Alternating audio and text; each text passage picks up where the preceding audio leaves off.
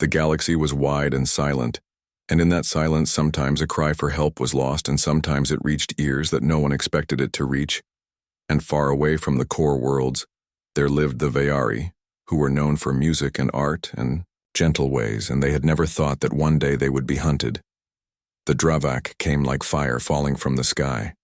Their ships were black and sharp, and they cut through the defense fleets of the Veari, as if they were paper. The people tried to fight back. But their ships were light and built for travel, not war. And soon flames spread over their cities and families ran through the streets trying to find shelter. They sent signal after signal to the council worlds to anyone who would listen. But silence came back in return because no one dared to fight the Dravakin. The command hall of the last free station of the Veari, a young leader named Leora, stood with tears in her eyes. She had never seen war before. Her people were always builders of beauty.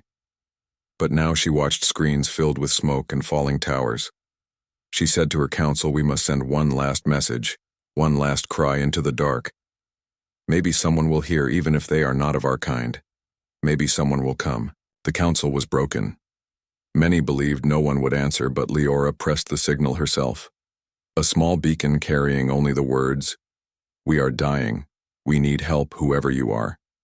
If you hear this, do not turn away."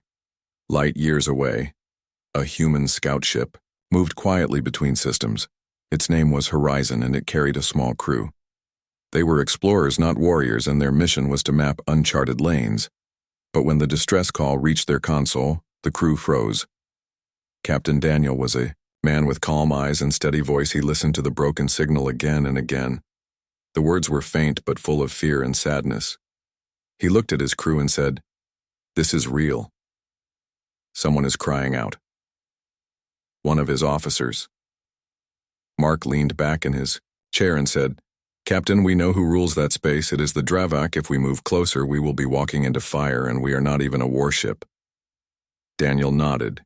He knew the danger, but he also knew the weight of the silence. If they ignored this call, then the Veari would vanish like dust. Claire, the young navigator, spoke, her voice soft but firm. "If no one answers, then what is the point of all our journeys?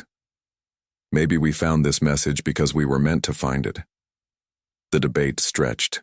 The engineer Brian said, "We do not have weapons strong enough. We cannot even defend ourselves if they see us." But Daniel finally stood and said, "Sometimes choice is not about what we can do, but what we must do, and if we walk away, we are no better than those who chose silence." He ordered the ship to change course toward the coordinates of the signal, and the Horizon jumped into the dark. The closer they came, the more the space around them carried scars. They passed drifting wreckage, broken stations, torn ships still sparking in the void. Each ruin told a story of a fight lost too quickly. The crew grew silent. No one spoke because every piece of metal felt like a grave marker. Then they saw a small vessel barely alive trying to move. Its engines failing, Daniel ordered to bring it aboard. When the airlock opened, the crew found survivors, fragile, tall beings with pale skin and long eyes filled with sorrow. They were the Veari. Among them was Leora. She stepped forward, weak but standing. Proud, she looked at the humans with disbelief and asked, "You came?" Daniel simply nodded and said, "We heard your call." She almost collapsed, but Claire caught her and helped her walk. Leora whispered, "We did not believe anyone would come." The others turned. Away, we were ready to die. The crew worked quickly, giving water and care to the survivors. Mark watched as children of the Veari huddled together, and he felt his chest tighten. He turned to Daniel and said, "Captain, they are like us. They bleed, they fear, and they hope." Daniel looked at the stars beyond the viewport and said, "And because of that, we cannot leave them here." Later in the command room, Leora spoke to Daniel. She told him about the Dravak, about how they came with no warning, and how their ships blotted out the sun. She said, "We begged the council worlds, but they hid behind words of neutrality and fear. We have nothing left, we are scattered, we are broken." Daniel listened quietly and then asked her, "Why do you still fight to call for help when hope is gone?" She looked at him and said, "Because even one chance is worth the breath of my people." Silence filled the room before Daniel replied, "Then hear me. We are not many, And we are not ready for this war, but you are not alone anymore. We will send word to Earth. We will tell them what has happened, and if humans choose to fight, they will not stop until the stars know your cry." Leora's eyes filled with tears again. But this time they were not only tears of sorrow, they carried a spark of hope. Across the galaxy in the Dravak War Council, a tall commander slammed his hand on the table as reports arrived. He laughed darkly and said, "The apes from Earth have answered the cry of the weak. Do they not know what fire they walk? Into let them come, we will crush them as we crush the others." His generals joined in his laughter.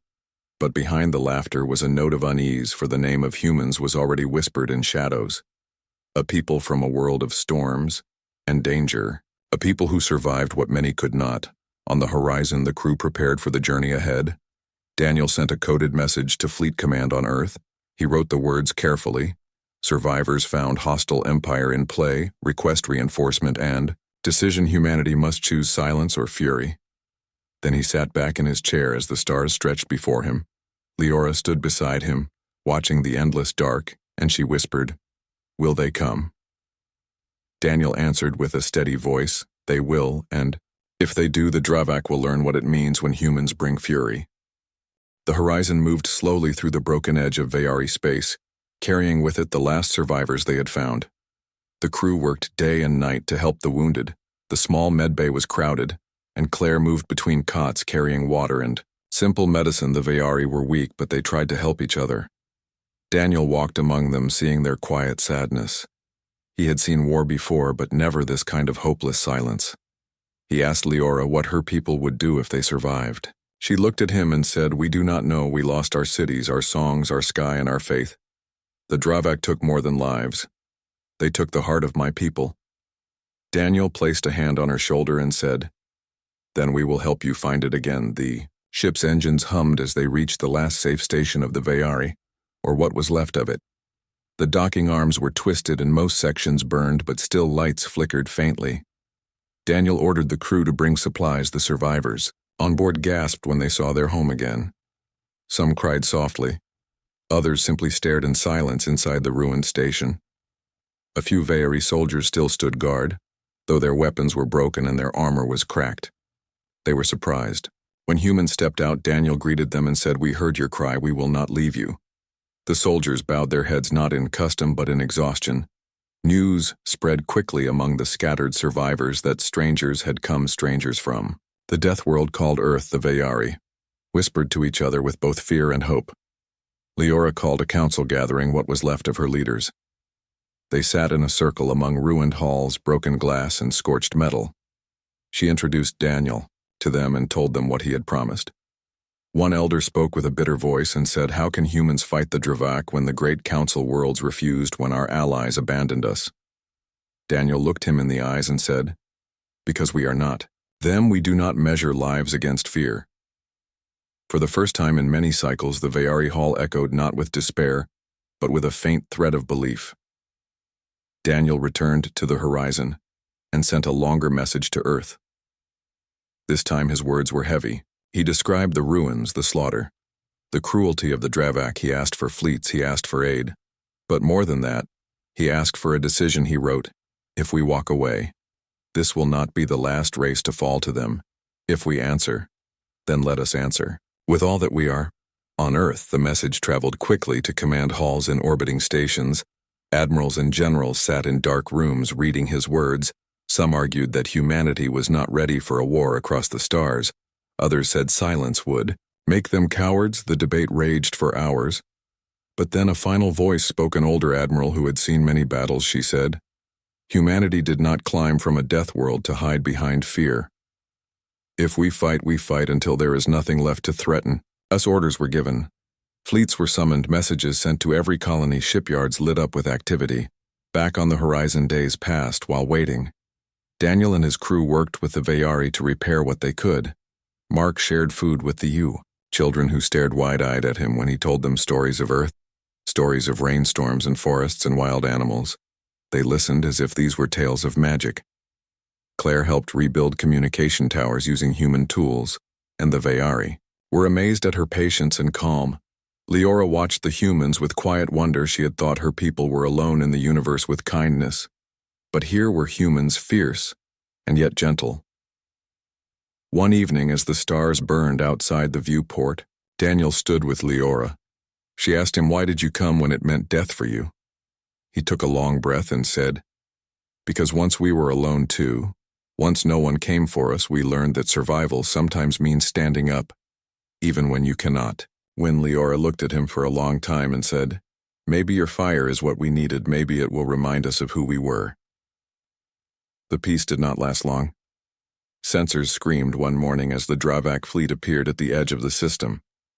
Black ships, cutting through the void. They had found the last station, and they came to finish what they had started. Panic spread among the Vayari. The small defense ships they had left tried to launch, but their engines were weak. The horizon prepared to move. Daniel ordered battle stations even though his ship was not built for war. He said, "We will not run. We will stand until help comes." The Dravak hailed them. Their admiral appeared on the screen with cold eyes and sharp armor. He looked at Daniel and laughed. "You are the humans from the death world. I heard of you. You think you can save these broken singers. You will die with them." Daniel did not raise his voice. He only said, "Maybe, but we will not watch them burn." The Dravak sneered and ordered his ships forward. What followed was chaos. The horizon darted between wreckage using speed to avoid heavy fire. Mark fired every cannon they had. Though it was little compared to the Dravak weapons, Claire pushed the engines beyond safety to stay. One step ahead in the station halls, Vayari soldiers raised old rifles trying to hold off boarding parties. Daniel fought beside them, firing with steady aim. The air filled with smoke and sparks as enemy soldiers crashed through bulkheads, but humans stood shoulder to shoulder with Vayari. In the middle of the fight, a sudden flash lit the system. Human warships dropping from faster than light one by one. They filled the dark with light cruisers, destroyers, carriers. The fleet had come not a few ships, but many. Daniel almost collapsed with relief as he saw the banners of Earth shine on their hulls. The Dravak ships faltered, surprised by the sudden arrival. The admirals on Earth had not hesitated. They had sent fury and steel. The battle turned. Quickly, the Dravak who had laughed now found themselves trapped. Railguns and missiles tore through their formations. Human fighters swarmed them like hawks chasing prey. The Vayari watched from the station, wide-eyed, tears running down their faces, as ships that had once seemed unstoppable began to break and burn. Daniel stood at the viewport and whispered, "They came." Leora stood beside him and whispered back, "You answered our cry and brought the storm."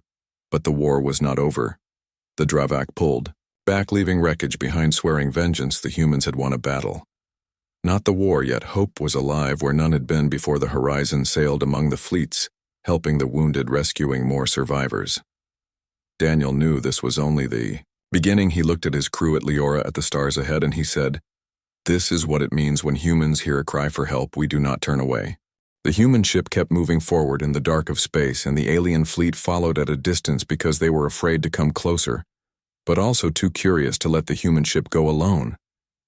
The alien council had already given orders that no one was allowed to interfere, but some captains in the fleet whispered that maybe it was a mistake to let the humans roam free, because no one knew what they could do. The ship itself looked old and patched, as if it had been broken many times and fixed again. But the way it traveled with steady speed and without any hesitation made it look more dangerous than the newest battleships the aliens had. The human crew inside acted normal, as if nothing was strange, but they knew very well that the aliens were watching and waiting. The commander of the human ship was calm. He had seen worse things before. He knew that in space, fear was the strongest weapon. And right now the aliens were afraid. So he let them follow while he and his crew prepared for the real mission. They had not come this far just to show power. They were here because a small colony of humans had sent a distress signal. The aliens had ignored it, but humans did not ignore their own. When one called for help, the rest came, even if it was dangerous. That was the human way. And that was why the commander kept his face hard and steady. He wanted the aliens to see that nothing would stop them. The colony was hidden on a cold planet that had storms strong enough to tear apart machines, and the aliens thought no one could live there, but humans had made shelters under the ice. They had grown food in strange farms and had even built a small city under the surface. The aliens called it madness. They did not understand why humans chose such deadly places, but to the humans it was normal. Because Earth itself was a death world full of storms, earthquakes, volcanoes, and wild creatures that could kill at any time.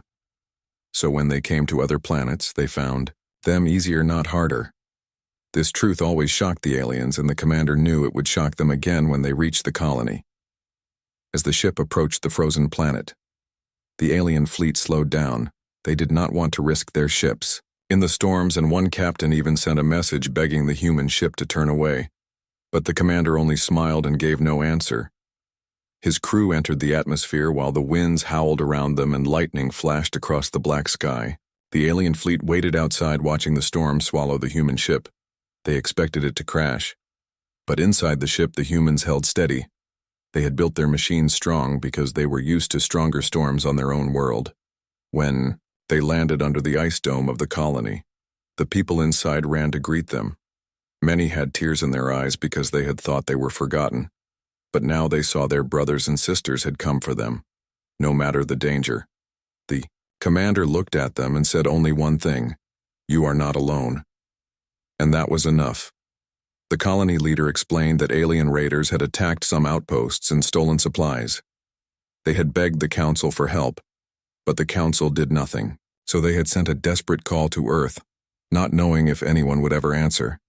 The commander promised that the supplies would be replaced and the raiders punished. The colonists cheered, but the aliens outside were worried.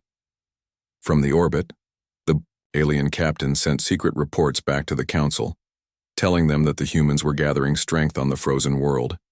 They warned that if left unchecked, the humans would make the colony into a fortress, and from there they could spread. Even further, the council argued about it. Some wanted to stop the humans right now, while others said it was too risky to fight because every time someone had fought humans before, it ended in disaster. The memory of those battles still burned in their minds, but greed and fear pulled them in different ways. Some thought they could still control humanity, while others whispered that maybe humanity was uncontrollable. Inside the colony, the commander began repairs and built stronger defenses. He did not trust the aliens outside because he knew their nature too well. They always smiled in words, but in action, they betrayed whenever it gave them advantage. So he told his crew to prepare, as if war was certain. The colonists helped with whatever they had. They built shields from scrap metal and turned old machines into weapons. Every hand was busy and every heart was strong because they had seen what it meant to be abandoned by others, only to be saved by their own kind. The aliens watched all of this through their sensors, and it made them restless. One captain finally decided to test the humans. He sent a small drone squad into the storm to fly low and spy, but the humans detected it quickly and shot it down with a single precise strike. The wreck of the drone fell into the ice where the colonists collected it and displayed it outside the dome as a warning. The aliens shivered because they knew it was not just a warning to the drone, but to them all. Still, they stayed, because curiosity chained them as much as fear. They wanted to understand how humans could do such things, but every answer only gave them more questions. At night inside the frozen colony, the commander could not sleep. He walked along the ice tunnels and thought about the bigger war he knew was coming. He felt that the aliens were planning something because they never sat still when power shifted. He thought about Earth and all the colonies far away, and he realized that sooner or later, humanity would face the entire galaxy either as friend or as enemy.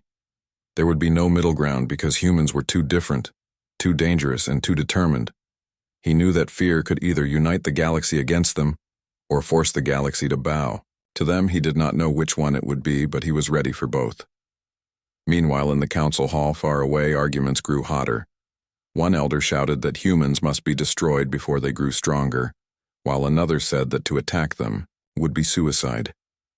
They remembered the war of the past when a small human fleet had held back a giant armada by using tricks and courage, and they trembled. Some of them suggested using diplomacy, but no one trusted humans to remain weak. They feared that any treaty would only give humans more time to grow stronger. Finally, one dark figure in the council proposed something different. Not war, not peace, but testing. They would send challenges, traps and obstacles to measure how strong the humans really were. If they survived, then it meant war. If they failed, then the problem solved itself, many agreed, and the decision was sealed in secret. The first challenge came quickly. A fake signal of distress was sent from a nearby system, hoping the humans would divide their forces and weaken themselves. The commander received the signal and knew at once it was a trap, because the style was wrong and the timing too perfect. But he also knew that ignoring it would mean losing honor and trust, so he made a hard choice. He divided a small team and sent them while he stayed with the colony. The alien fleet watched carefully, expecting one side to fall. But when the small human team arrived at the fake distress they were ready, they uncovered hidden weapons placed to ambush them, and instead of being trapped, they turned the trap against the aliens who had set it. The ambushers were destroyed and the human team returned with proof of the trick. The commander showed it to his people and said, "Never trust their words, trust only their actions." The alien fleet outside grew silent. They had seen their plan fail again, and it shook them badly. One captain whispered that perhaps humans were not just strong, but also too clever. That was even more dangerous than strength alone, because strength can be broken, but cleverness finds new paths. The council received the news and panic spread in whispers. They had tried to test humans, but the test had tested them instead. Some still clung to hope that the humans could be crushed with bigger force, but others began to fear that no force would ever be enough. The commander in the colony continued his work. He did not show fear. He did not show pride. He simply moved forward step by step, because he believed that survival was not a gift, but a duty. His crew followed him without question, because they had learned that wherever he led, victory came slowly and hard, but always came. He told them one sentence that stayed in their hearts: "Forever we do not fight because we love war. We fight because we love each other." That sentence became the fire that kept them moving. Outside the frozen planet, the alien fleet remained waiting. But inside their hearts, they already knew that something had changed. They had come to watch humans fail, but instead they had seen humans rise higher. They had hoped to find weakness, but instead they found strength. And in that strength was something they could not understand. And that was the most frightening thing of all, because fear of the unknown is always greater than fear of the known. And so the stage was set. The humans kept building, the aliens kept watching, and the galaxy held its breath, not knowing what the next move would be. But everyone knew, deep inside, that the game had already begun and there would be no turning back. The frozen planet stayed covered in storms, but inside the colony, humans kept working stronger than before, because they knew that the eyes of the galaxy were now on them. The commander never said it out loud, but everyone could feel that the aliens outside were only waiting for the right moment to strike, so every man, woman, and child kept their hands busy, turning broken machines into weapons, turning useless scraps into shields, and turning fear into strength. The alien fleet that circled above could not understand how such a small group could prepare with such spirit, and every day they sent more reports to their council, warning that the humans were not ordinary settlers, but something far more dangerous. One night the storm outside grew, so violent that even the alien fleet above had to move back or risk being torn apart, but the humans underground continued working. The commander walked through the tunnels with a small lamp in his hand, speaking softly to the colonists, telling them that storms pass but will is forever. The people listened and their eyes shone with determination. Even children carried small tasks with pride, because they knew that survival was not given. It was earned. Far away the council gathered again. This time the hall was filled with louder voices. Some shouted that the humans must be crushed now before they became unbreakable. Others whispered that maybe it was already too late. One elder spoke quietly, reminding them of the wars of the past, where humans had been underestimated again and each time had risen higher. He warned that the same mistake was being repeated, but his warning was drowned by the louder voices who demanded action. In the end, a decision was made. They would send an armada, not just to watch, not just to test, but to destroy the colony and erase the human presence from that frozen world. The armada set out from hidden bases, carrying hundreds of ships armed with weapons designed to pierce shields and burn cities. The alien captains already in orbit of the frozen planet received secret orders to keep the humans distracted until the armada arrived. But many of them were uneasy. They had watched the humans closely and had begun to respect them in secret. They feared that when the armada came, it would not be the humans who were destroyed, but their own kind. Still they obeyed, because disobedience to the council was death. The commander in the colony sensed that something bigger was coming. He felt it in the silence of the alien fleet. He told his crew to double the watch, and he ordered scouts into the storm to search the skies. The scouts returned with whispers of giant shadows moving beyond the stars, and the commander knew his feeling was true. The armada was coming. Instead of fear, his heart grew sharper. He called his crew together and spoke simply, "We will not run. We will not bow. We will stand. Because this colony is not only a home, it is a message to the galaxy that humans do not break." The colony cheered with fire in their voices. They had no illusions. They knew the armada would be too strong for them.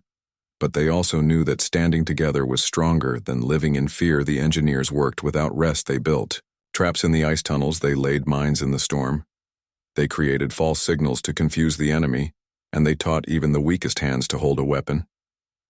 The commander walked among them, not as a ruler, but as one of them, sharing their work and their food. His presence alone was enough to keep hope alive. When the armada finally arrived, the sky above the frozen world turned black with ships. The alien fleet that had been watching stepped aside, pretending to obey, but inside their hearts, they trembled because they remembered the small human ship that had walked through storms without fear. And they doubted if even this armada would be enough. The council had promised them victory, but doubt spread like shadow across their minds. Armada sent a message to the humans. It was simple: surrender or be erased. The commander read it aloud to his people, and then he tore it apart with his own hands. He said only one sentence to his people: "We were born in storms and fire. We will die the same way if we must, but we will never kneel." The people roared, and their voices echoed through the tunnels like thunder. The first attack came with heavy bombardment from orbit. The alien ships unleashed fire upon the ice, but the humans had built deep shelters and hidden shields. The bombardment cracked the surface, but the colony stood unharmed. The aliens above grew angry and sent ground troops into the storm. But the storm itself became the enemy. Their machines froze. Their vision blurred, and from the snow shadows humans struck quick and vanished, leaving destruction behind. One squad after another disappeared in the blizzards until fear spread among the soldiers. The commander knew that he could not fight the armada ship for ship, so he turned the storm into his ally. Every strike was sudden, every attack was unexpected, and the aliens could not find where the humans would rise next. The colonists became ghosts of the ice tunnels, striking with courage, born of desperation. One alien officer cried out in despair, "How do they live here when we cannot even breathe?" But no one could answer because the truth was too simple.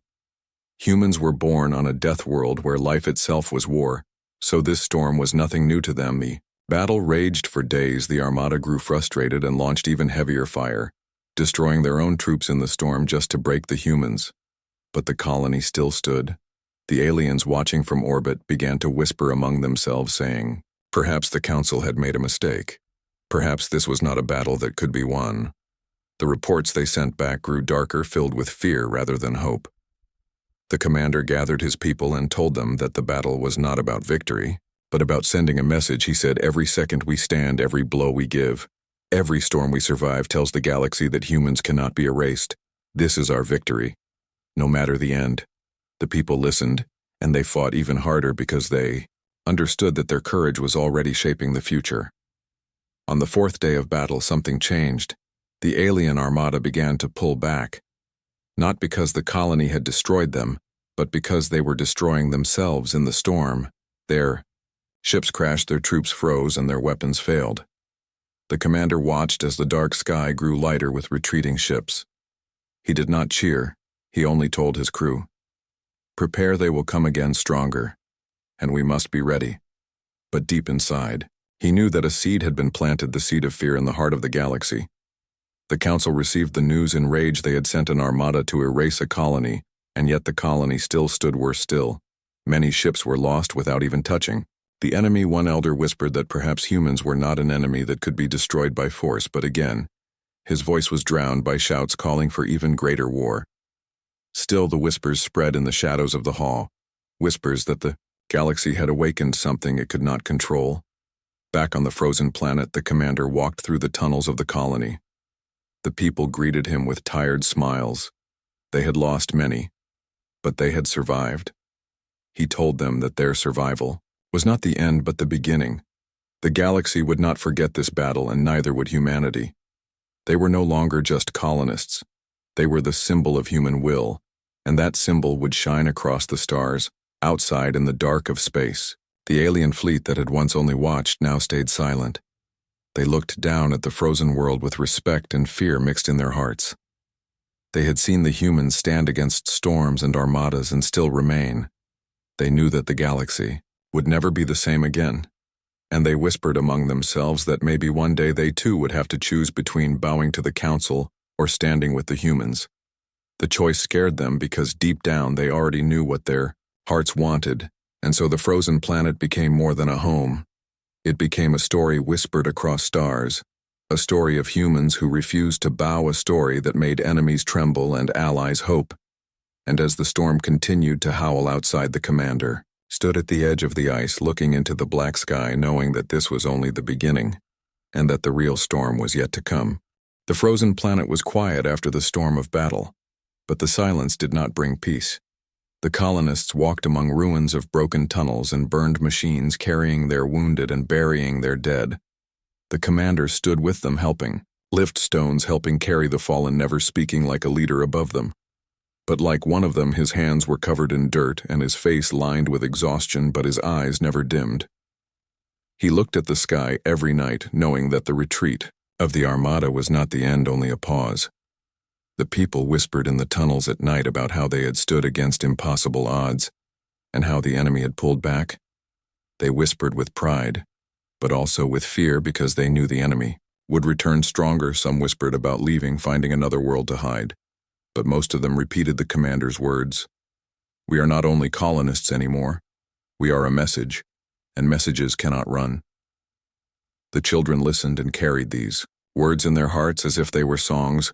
Above in the void, the remains of the alien fleet that had been ordered only to watch still lingered. They had seen everything, and many of their captains spoke in hushed tones to each other over hidden channels, saying perhaps the council was blind. Perhaps the humans were not to be hated but to be feared, respected, or even followed. But no one dared to speak such words openly. The punishment for such betrayal was worse than death. Still, seeds of doubt grew among them, and seeds once planted are hard to kill. The commander gathered his crew in the command chamber. He spoke with quiet strength, telling them that the battle they had survived was not enough.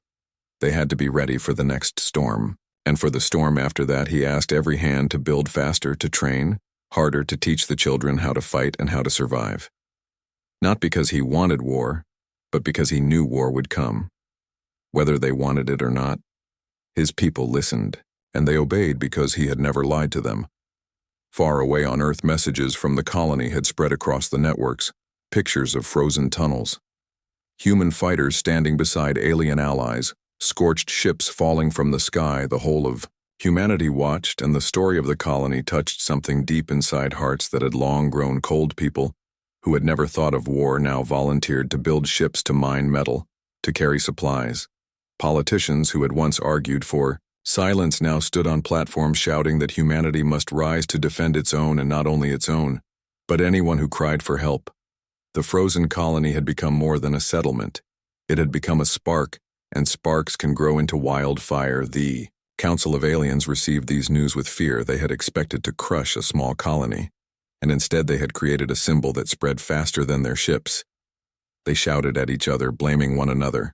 Some demanded an even greater attack. Others whispered about seeking peace, but fear ruled their hall, and fear makes wise men foolish. They ordered the building of a new fleet larger than any before. They promised their people that victory would come. But inside their own hearts they trembled because they remembered how a handful of humans had stood against storms and armadas and still survived. Back in the colony, strange visitors began to arrive, not in warships but in small secret vessels. Alien traders, rebels, wanderers who had heard of the human defiance. They came carrying gifts of food, metals, weapons, old technology. Some came with tears, saying their worlds too had been abandoned by the council. They looked at the humans with hope and said, "If you can stand, maybe we can stand too."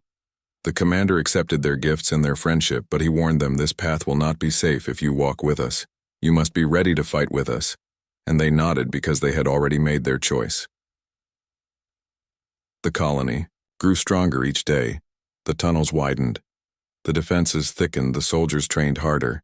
Children grew up learning not only how to read and write, but how to aim a rifle and how to repair a broken engine. Laughter still existed in the tunnels, but it was the laughter of people who knew they might not see another sunrise.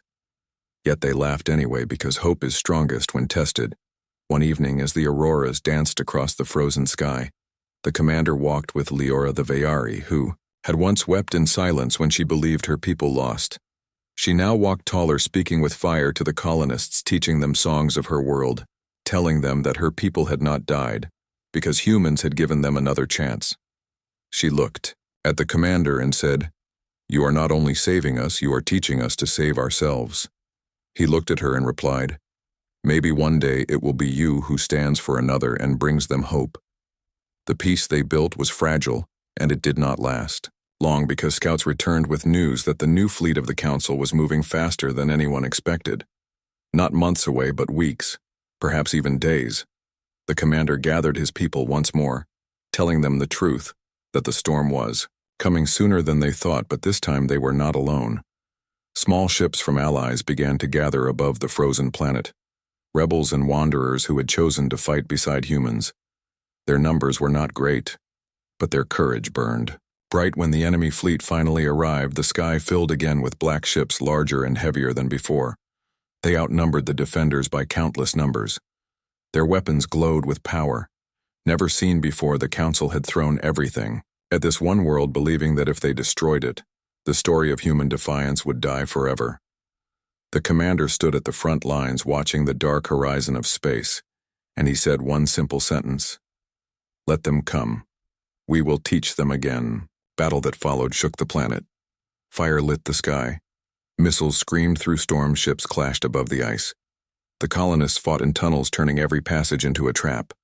The allies from other worlds fought beside them, crying out in their own tongues, but all carrying the same hope. Humans were everywhere, leading every charge, patching every wound, refusing to fall even when outnumbered 10-1. The enemy thought victory would be easy, but they found themselves drowning in resistance.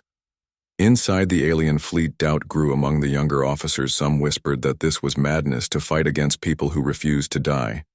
They asked each other what victory meant if every battle only created more stories of human strength. Some even began to hesitate in their attacks, firing slower, pulling back in fear. The council did not see it, but cracks were spreading through their own army. The commander's ship fought at the heart of the storm shields, burning engines, screaming weapons, firing until they were glowing red. His crew refused to stop even when death felt certain. They fought as if the entire weight of humanity rested on their shoulders, because in truth, it did. Then, at the peak of the battle, a roar filled the comms. Human reinforcements had arrived, fleets from Earth, shining with banners, thousands of ships dropping into the system, carrying fury and fire the galaxy had never seen. The tide turned with blinding speed. The enemy armada that had come to crush hope found itself surrounded. Railguns tore through their hulls. Missiles burned through their shields. Fighters swarmed like hawks. And for the first time, the council fleet knew what it felt like to be hunted. The frozen colony below shook with cheers as they saw the skies fill with the strength of humanity. Not a few ships, not a handful, but an entire storm of steel and fire. The commander stood at the viewport as reinforcements arrived, his eyes shining not with relief but with pride. He turned to his people and said, "This is what happens when humans hear a cry for help. We do not come quietly. We come with fury." His crew repeated the words, and the allies who stood with them shouted the same phrase until it echoed through the tunnels and into the stars. The enemy ships broke one after another until the fleet was shattered. Survivors fled into the void, carrying with them the memory of a battle they could never erase. When the last shot faded, the sky grew quiet once more, but this time it was the quiet of victory. The colonists stood in the snow looking up at the burning wrecks above, and they knew they had not only survived, they had changed the galaxy. The story of their fight would spread faster than any fleet. It would reach every world that had been abandoned and every soul who had thought resistance impossible. The humans had proven otherwise. The council sat in silence when they heard the news. Their anger was cold, and their fear deeper than ever. They had thrown their greatest armada, and it had been broken worse than before. They realized too late that every attack only made the humans stronger, and every attempt to crush them only spread their story further. The galaxy had seen, and the galaxy would not forget. In the frozen tunnels, the commander finally allowed himself a moment of rest. He looked at his people, tired but unbroken.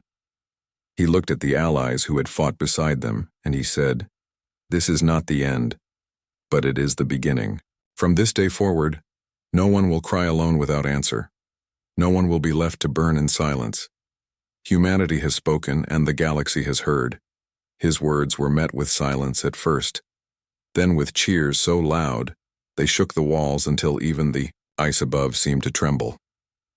The children who had once listened to whispered stories now shouted with joy, knowing they were part of something larger than themselves.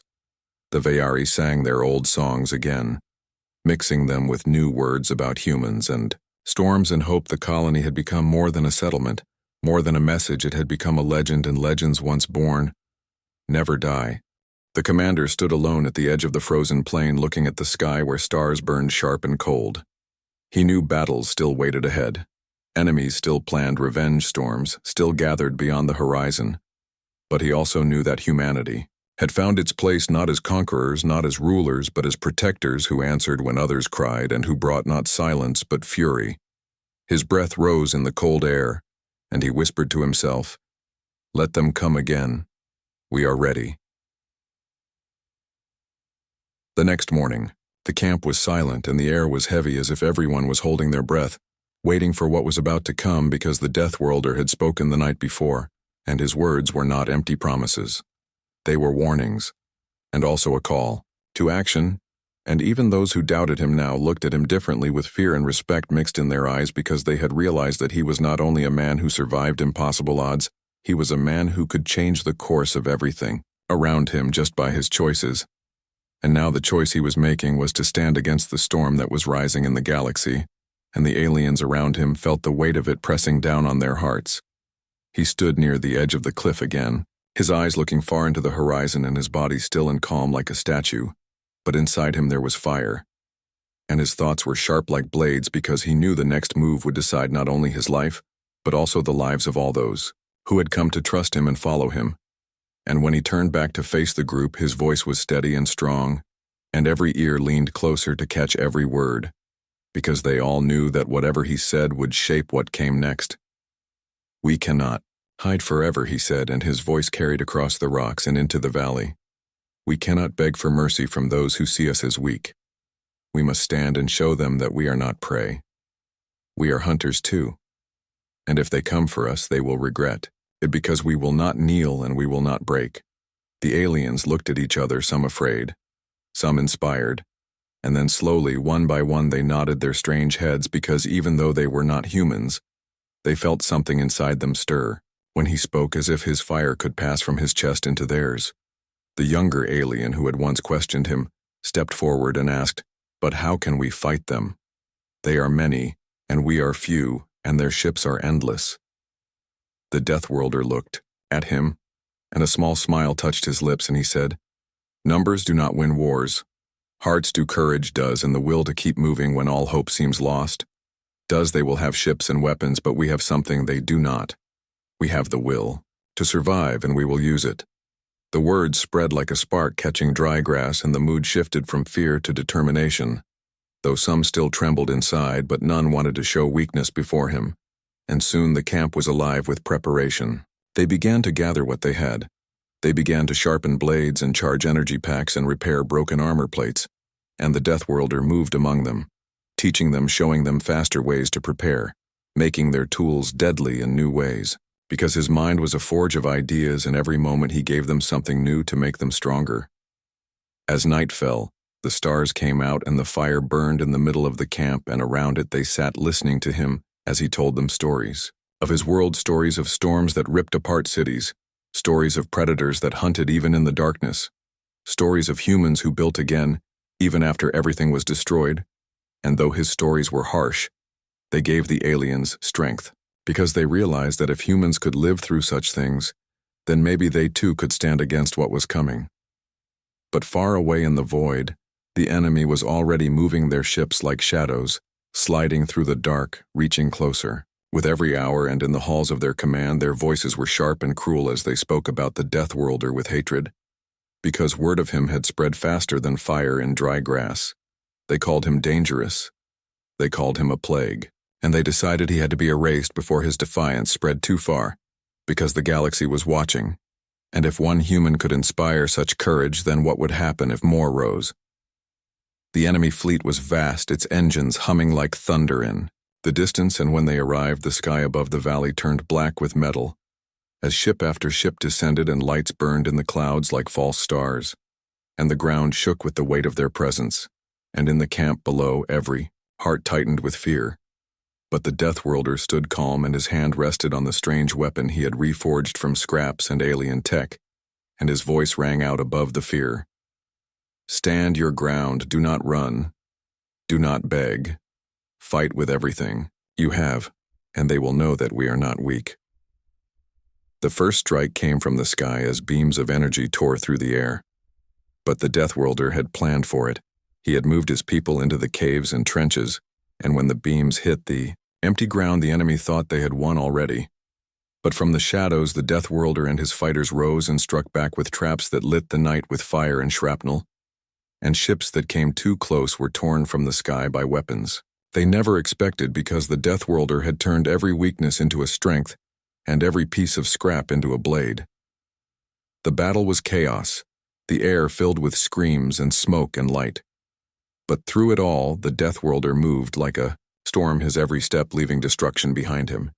He fought with fury and precision, and the aliens who fought beside him were no longer the same frightened beings they had once been. They were warriors now, their fear burned away by his example, and the enemy who had thought victory was certain began to falter because they had never faced prey that bit back.